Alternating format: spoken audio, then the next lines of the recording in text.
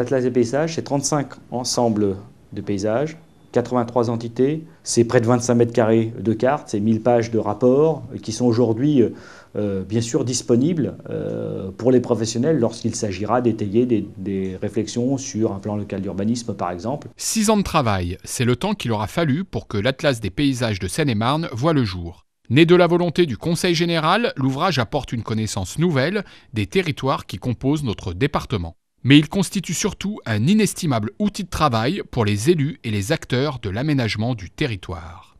En aucun cas, il faut considérer que le paysage soit une chose à laisser indemne et à préserver, mais doit bien être un support de projet. C'est une chose qu'il faut assumer puisqu'on est dans un département extrêmement dynamique qui accueille chaque année de nouveaux habitants où les activités se développent. Et donc l'objet, c'est bien de donner des clés pour que les aménageurs, les collectivités sachent justement trouver une place la plus optimisée pour ces nouvelles infrastructures.